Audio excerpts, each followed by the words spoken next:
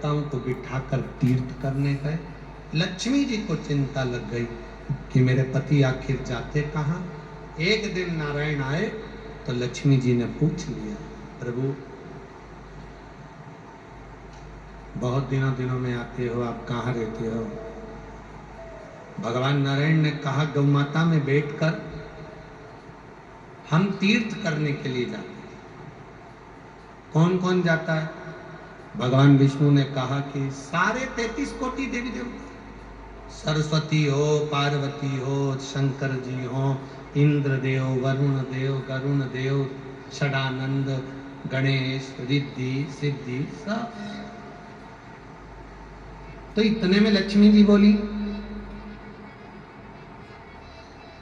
हमें तो आप लेकर जाते ही नहीं हो। भगवान विष्णु ने कहा, लक्ष्मी गाय का पूरा शरीर देवताओं से भरा पड़ा, जगह नहीं है, इसलिए हम तुम्हें बिठाए नहीं। लक्ष्मी जी बोली, कुछ भी हो जाए, मुझे गौ माता में बैठकर तीर्थ करने जाना है, आप मुझे गाय के अंदर बिठाइए। भगवान नारायण ने कहा, लक्ष्मी तुम तो कहती थी कि सर्वश्रेष्ठ हो, गाय में बैठने के लिए तुम्हारे लिए स्थान नहीं। तुम तो कहती थी कि मेरा पद अलग है, मेरी प्रतिष्ठा अलग है, देवताओं से मैं अलग बैठती हूं, तो फिर तुम गौ माता में कैसे बैठोगी? नहीं, मुझे गौ माता में बैठना है, आप मुझे बिठा। तब भगवान नारायण ने कहा कि अगर गाय में बैठना है तो केवल एक ही जगह खाली पड़ी है, गाय का गोबर। अगर तुम चाहो तो गाय के गोबर में बैठ जाओ। लक्ष्मी कहती है, मैं राजरानी, मैं पटरानी लक्ष्मी, दुनिया का भंडार भरने वाली गाय के गोबर में बैठेंगे? भगवान विष्णु ने कहा, बैठना हो तो बैठ जाओ, 3 देवता और घूम रहे हैं, कुर्सी एक ही है। अगर वो बैठ गए तो तुम नहीं बैठ पाओगे, बैठना हो तो बैठो। तब माता लक्ष्मी ने नारायण जी से कहा, मैं गाय के गोबर में बैठने को तैयार हूं, पर गोबर को कोई आशीर्वाद तो दे दो। भगवान विष्णु ने कहा, मैं क्या आशीर्वाद दूंगा, आशीर्वाद तो देव अधिदेव महादेव देंगे।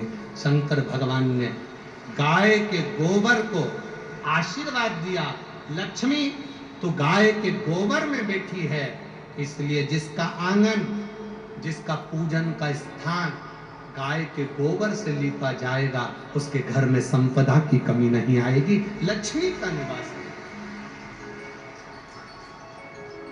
अब सुरभि वापिस आने लगी अपनी माँ के पास में, गिरणी के पास में। सुरभि वापिस आ रही अपनी माता के पास, और जब सुरभि अपनी माता के पास वापिस आने लगी, तभी सुरभि को आते हुए उसी समय पर राजा दिलीप सूर्यवंश के वहां से निकल कर आ रहे थे। राज्य को जीत कर राजा दिलीप निकल कर आ रहे थे, और उन्होंने सुरभि गाय को, कामधेनु को देख कर भी प्रणाम नहीं किया।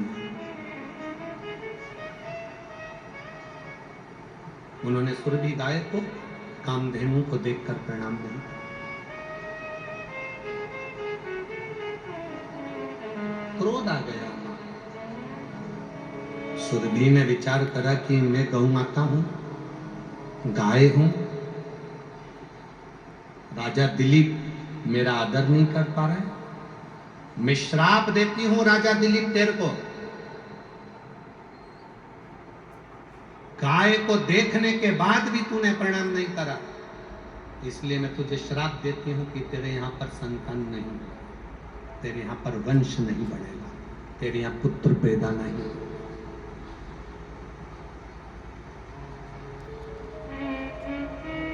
तेरे घर में औलाद नहीं होने वाली।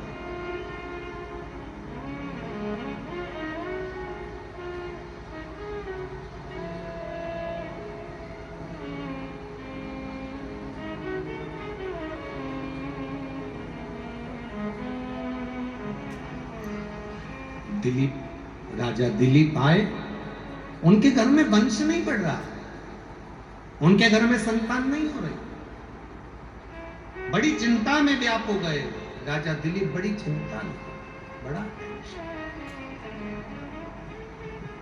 तब अपने गुरुजी के पास में गए और गुरुजी के पास में जाकर निवेदन करा, डिले कम करो। अपने गुरुजी के पास जाकर निवेदन किया, अपने गुरुजी के पास जाकर कहा, गुरुवर, गुरुदेव, मेरे घर में संतान का सुख नहीं है, संतान कैसे होगी मेरे यहाँ औलाद का सुख नहीं, संतान का सुख नहीं, आप कृपा करिए। वशिष्ठ बाबा ने कहा, मेरी गाय ये नंदनी लेकर जाओ, इस गाय की सेवा में लग जाओ, ये गाय बैठे तो तुम बैठना, ये पानी पिए तो तुम पानी पीना, ये भोजन करे तो तुम भोजन करना, ये कहीं आराम करे तो तुम आराम करना, इस गौ माता की सेवा में लग जाओ, क्योंकि तुमने गाय का अपमान करा, इस गौ माता का तुमने सम्मान नहीं करा। सनातन हिंदू धर्म कहता है, हमारा राष्ट्र कहता है, हमारा सनातन धर्म कहता है, गौ माता अगर बीच राह में कहीं दिख भी जाए तो हमारी गाड़ी को स्लो कर कर पहले उसको प्रणाम कर लेना चाहिए कि माँ तेरी कृपा, तुझ में 33 कोटि देवता विराजमान, तेरे अंदर 33 कोटि दिव्य देवता विराजे हैं माँ, तो करुणा करना माँ, ऐसी कृपा करना कि मेरी झोली खुशियों से भर आ जाए। किसी शुभ कार्य के लिए जा रहे हो, गौ माता का स्पर्श कर कर जाइए, कार्य में सफलता होती है।